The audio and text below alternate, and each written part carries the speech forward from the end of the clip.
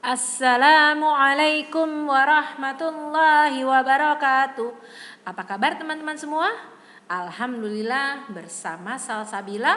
Allahu Akbar. Teman-teman, alhamdulillah ya, hari ini kita berjumpa kembali nih di pembelajaran Sirah kelas 4 yang insya Allah hari ini kita akan membahas tentang hijrah kedua ke Habasyah. Nah teman-teman, sebelum kita mulai pembelajaran kita, mari sama-sama kita baca doa mau belajar ya, agar pembelajaran hari ini berjalan dengan lancar dan teman-teman juga diberikan pemahaman yang mudah. Baik, bismillahirrahmanirrahim.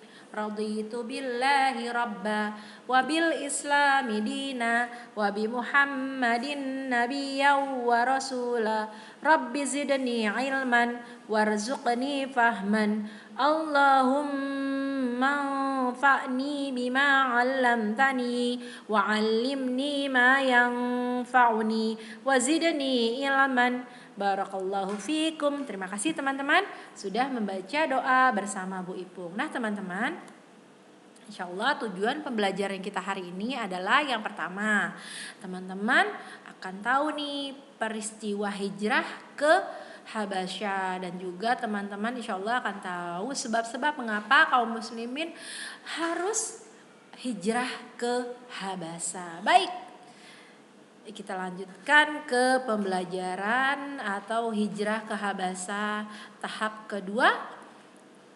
Di antaranya adalah, nah teman-teman, setelah beberapa sahabat kembali dari Habasyah untuk hijrah yang pertama, ternyata kaum kafir Quraisy semakin menjadi-jadi kejamannya terhadap kaum muslimin.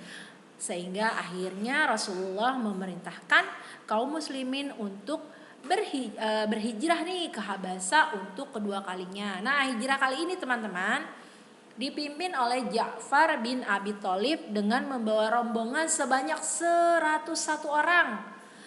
Nah, rombongan ini 83 orang terdiri dari kaum laki-laki dan 18 orang kaum perempuan ya teman-teman ya. Nah, namun teman-teman, perjalanan hijrah kedua ini tidaklah mudah karena kaum kafir Quraisy itu semakin meningkat kewaspadaannya. Tapi dengan izin Allah, akhirnya kaum muslimin berhasil hijrah ke Habasyah tanpa kaum kafir Quraisy mengetahuinya. Nah, sampai di Habasyah, kaum muslimin disambut baik oleh masyarakat dan Raja Najasyi. Nah, kaum kafir Quraisy semakin marah nih, kok bisa-bisanya nih Raja Najasyi menerima dengan tangan terbuka kaum muslimin. Nah, mereka takut teman-teman jika kaum muslimin itu semakin kuat dengan perlindungan dari Raja Najasyi. Akhirnya kaum kafir Quraisy mengirimkan utusan, yaitu Amr bin As dan juga Abdullah bin Abi Rabi'ah menghadap Raja Najasyi dengan membawa banyak hadiah yang berharga untuk Raja Najasyi dan juga para pembesarnya. Jadi tujuan mereka datang ke sana tuh mereka ingin menyampaikan sikap mereka yang keberatan teman-teman atas sikap Raja Najasyi yang menerima dengan baik dengan tangan terbuka kaum muslimin untuk hijrah ke sana. Namun sepertinya Raja Najasyi tidak tergiur sedikit pun dengan harta yang banyak ya, karena Raja Najasyi merupakan raja yang bijaksana, sehingga beliau enggan mengusir kaum muslimin tanpa alasan yang jelas. Akhirnya Raja Najasyi memerintahkan pengawalnya untuk memanggil kaum muslimin yang kala itu juru bicaranya atau jubirnya adalah Ja'far bin Abi Thalib. Raja Najasyi bertanya, agama apa yang sampai membuat tuan-tuan meninggalkan masyarakat tuan sendiri tetapi tidak mengikuti agamaku atau agama orang lain atau agama yang lain?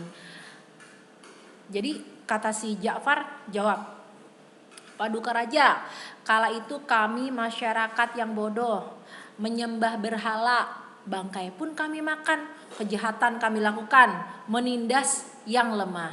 Demikian keadaan kami hingga Allah mengutus seorang utusannya dari kalangan kami yang sudah kami kenal asal usulnya. Dia jujur, terpercaya dan bersih pula. Dia mengajak kami hanya menyembah Allah yang Maha Tinggi, meninggalkan batu-batu, patung-patung yang selama ini kami dan nenek moyang kami sembah. Itu kata si Ja'far.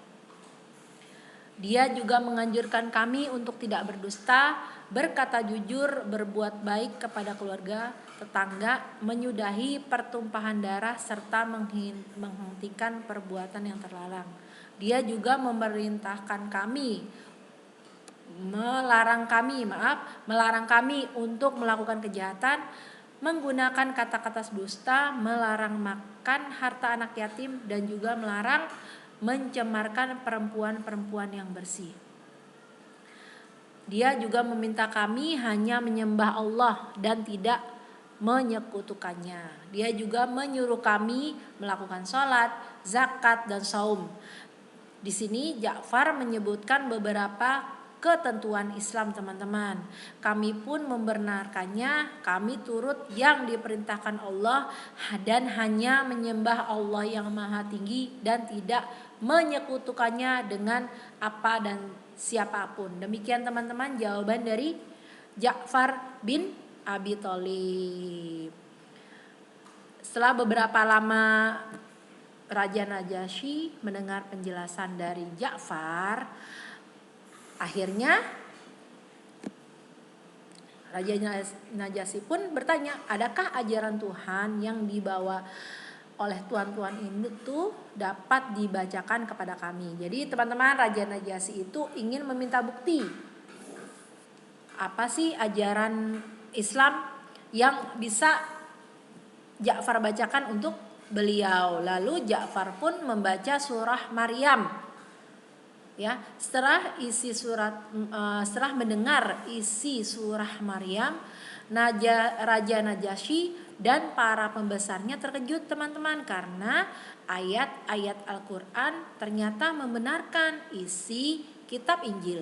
Oleh karena itu Raja Najasyi akhirnya tidak percaya nih, teman-teman, dengan utusan kaum kafir Quraisy dan menyuruh mereka untuk meninggalkan istana. Jadi mereka